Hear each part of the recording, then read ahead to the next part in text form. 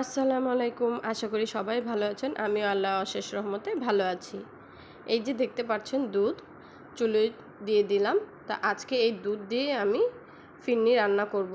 আর এই যে ব্লেন্ডারের মধ্যে কিছু পোলাওয়ের চাল আমি গুঁড়ো করে নিয়েছি, আপনারা বেটেও নিতে পারবেন। তো আমি আজকে খুব সহজে দেখাচ্ছি বাসায় অল্প দুধ দিয়েও কিভাবে বানানো যায়। আর রেসিপিটা খুবই সহজ। দুধটা বলক এসে পড়েছে। এই যে আমি এখন চালের গুঁড়োগুলো দিয়ে দিচ্ছি সুন্দর করে। দুধটা বলক আসার পরই চালের গুঁড়োটা দিবেন, তাহলে ফেটে যাওয়ার সম্ভাবনা থাকবে না। এই যে আমি নেড়ে চেড়ে দিলাম, দেখেন সুন্দর করে আস্তে আস্তে করে নেড়ে নেবেন। যতক্ষণ না এই চালটা ফুটে আসছে ততক্ষণ এটাকে রান্না করতে হবে। আর এর মাঝে কিন্তু আমি এখনও চিনি দেইনি, চিনিটা আমি পরে দেব।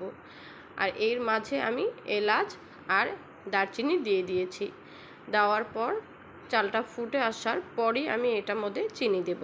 তাহলে কি হয়, চিনিটা পরে দিলে চালটা ফুটতে তাড়াতাড়ি হয়, আর না হলে চিনির কারণে ফুটতে একটু দেরি হয়। তো এই যে হয়ে গিয়েছে আমার বেশিরভাগই, এখন চালটা বেশিরভাগ হয়ে এসেছে। তো এখন আমি এটার মধ্যে চিনি দিয়ে দেব।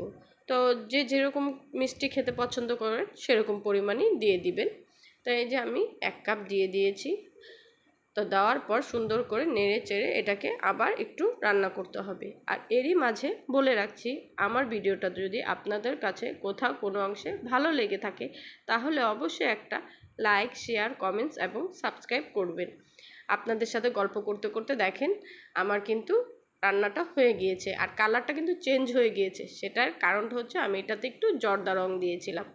তো আমি বাটিতেও পরিবেশন করে নিলাম, দেখেন খুব সুন্দর হয়েছে।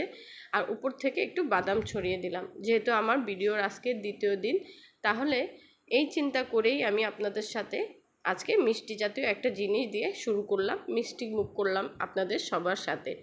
ভালো লাগলে রেসিপিটা অবশ্যই বাসায় রান্না করে খাবেন।